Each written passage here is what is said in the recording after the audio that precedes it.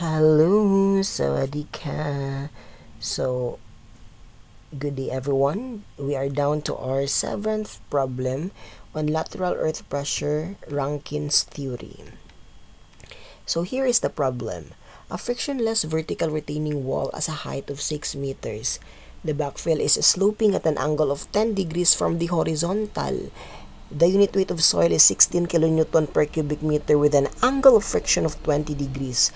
The soil is assumed to be cohesionless. So first na question is A. Compute the Rankine active pressure coefficient. Letter B. Compute the Rankine active force on the retaining wall. And letter C. Compute the moment due to this active force. So what is unique there is sa sample problem 7 is that the consider na taog backfill slope. Okay, so sa problem natin backfill slope of 10 degrees from the horizontal. So let's solve this using manual calculation. So first we need to draw our backfill muna. So our backfill is metang ganito. Tapos naka-angle siya. Okay, muna itong backfill. Okay. Now, consider here na meron tayong angle of alpha. This one is angle of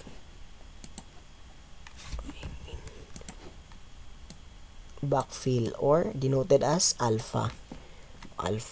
Now, alpha is equal to 10 degrees. Tapos phi or your angle of internal friction is 20 degrees. So letter A, compute the Rankine active pressure coefficient. So ginapapangita sa letter A ang ato ang K sub A. K sub A. Pero unsa kaya tong K sub A? Wala man ta kabalo. Same ra magyapon katong 1 minus sin phi over 1 plus sin phi kadto na formula or no. Okay, the answer is no. Na naman siya consideration sa angle of backfill.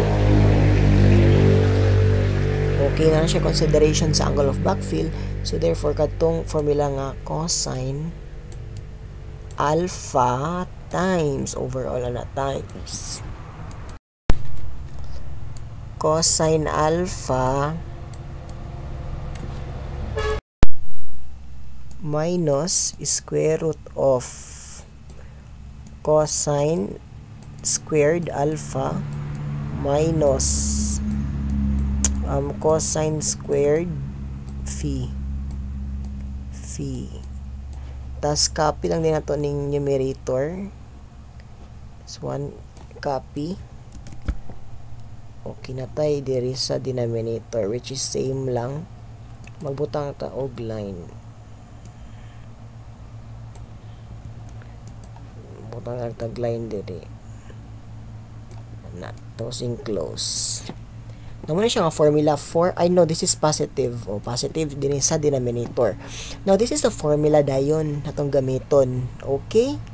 To compute for your active pressure coefficient. Now, let's replace this alpha here, kanimang alpha with 10 degrees. So, ato sa siyang i-delete. Erase rather. Erase ato siya. And replace it with 10 degrees, which is this one, your alpha. So, copy. So, nakay 10 diri. Copy again. We have your 10. Here. 10. And 10. So, yan. Tapos, phi dayon is 20 degrees. So, let's just copy this. 20 degrees. And delete this phi value here. Okay, copy and paste it. Okay, then we will use our calculator to compute for our K sub A. Okay, nalimtan pa na to. Oh my god. Okay, ato na manual cos 10 ana. So for our calculator, okay, atong una-unaon ba nga para mas simplify na to pag-calculate para less ang error. So unahon na to ning cosine 10 tanan daghan man cosine 10. Cosine 10 ana. Tapos shift store at a dayon. Tama to nang ha a ni sila nga values. Now we need to compute for this term lang kaning square root of cos squared 10 minus cos squared 20. Diba? So nakay square root of, diba, a maning cos kani. So mabutan ka tayo og squared tapos a plus kaya dayon ay minus rather. Minus cos squared 20 squared na siya. Tapos cosine 20 sulod. Cosine 20 ano. Store din mo siya sa b. So meaning kani siya nga term b ni siya as well as this one. So pag mag-calculate rin ka di na ka kaayo masayop ba or prone sa error. So a times kaya dayon a minus b. A plus b na rin kay 0.531. So, may mo value sa k sub a. K sub a is equal to 0.531.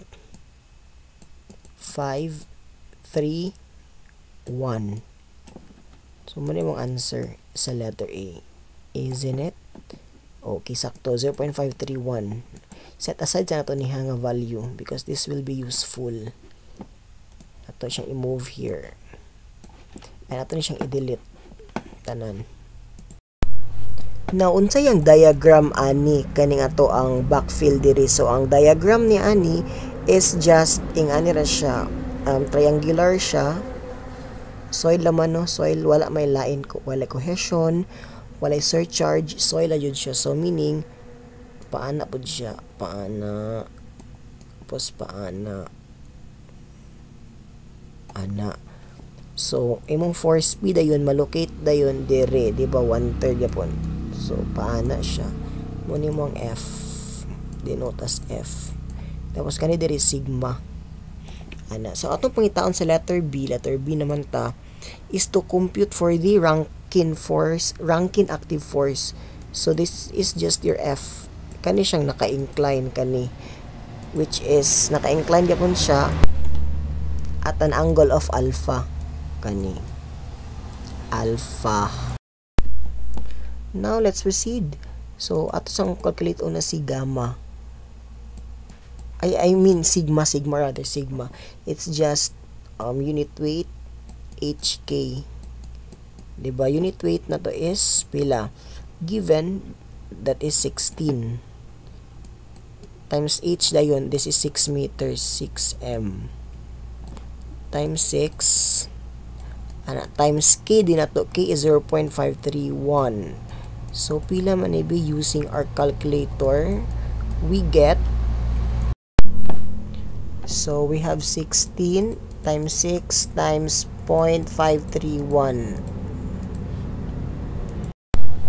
na 50.98 is equal to 50.98 kilopascal. So ang unit na niya is kilopascal siya. And for our force, it's just, since triangular magyapon siya in nature, naka-inclined lang, 1/2 times base nimo 50.98 times your height, which is 6. We have times 6 times 0.5 na kay 152.93. Pero atong gabiton 50.98 lang, 0.5 times 50.98 times 6. We have 152.94. Same gyapon kay 93 matugon na karon 94. So 152.94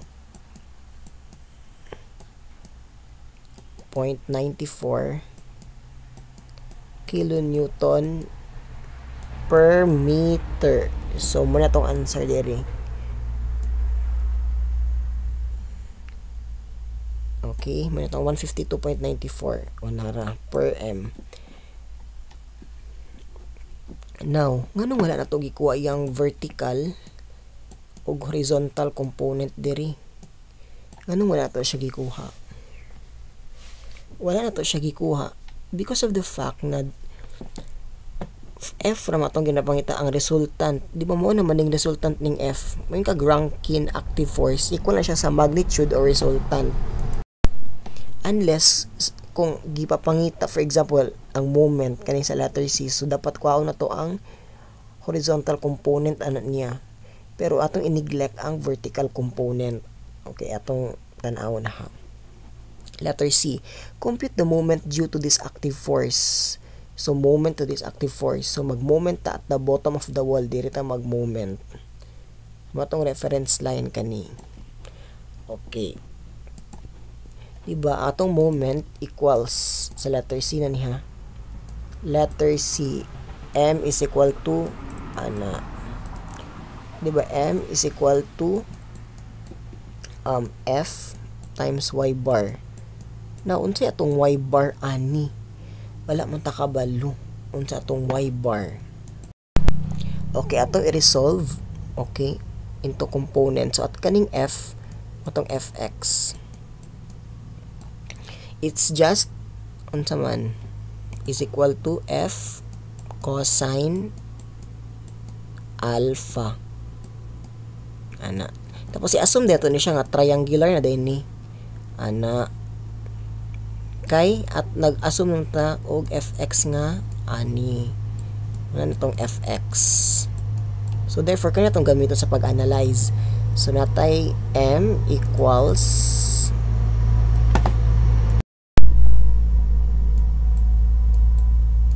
152.94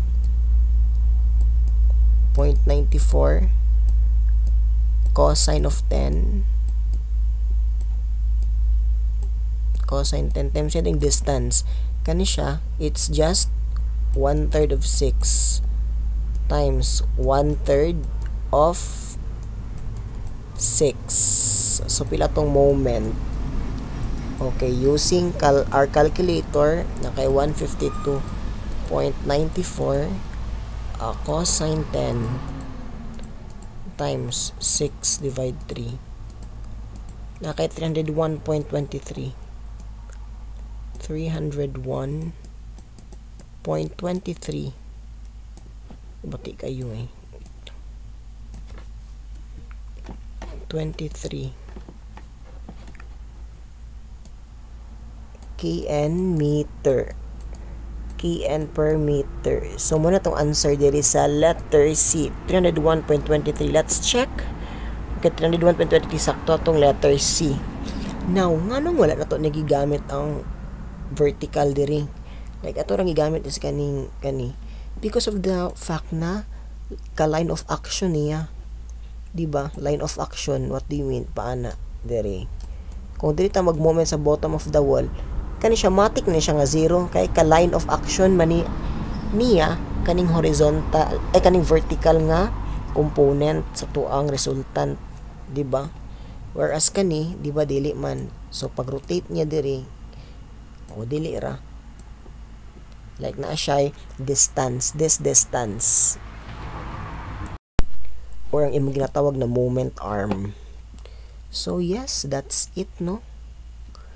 I hope na amoy na learn ani nga video, and see you sa tuang last na sample problem, guys. And again, thank you for listening. Da-da-dang!